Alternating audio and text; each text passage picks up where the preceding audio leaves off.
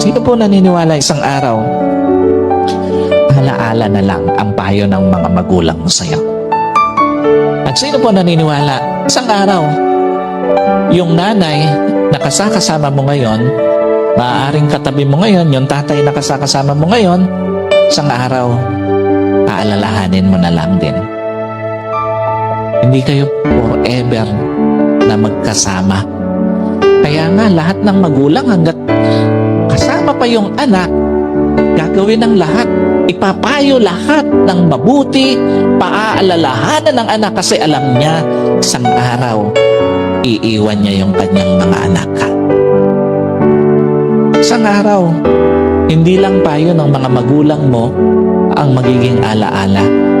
Kahit magulang mo isang araw, magiging alaala na lang sa buhay mo. Kaya nga napakapalad mo kung may magulang ka pa ngayon na kasama, may magulang ka pa ngayon na nagpapayo sa'yo, may magulang ka pa na nagpapaalala sa'yo. Kasi one day, wala na yan sa tabi mo. Yung mga payo niya, alaala na lang din sa buhay mo.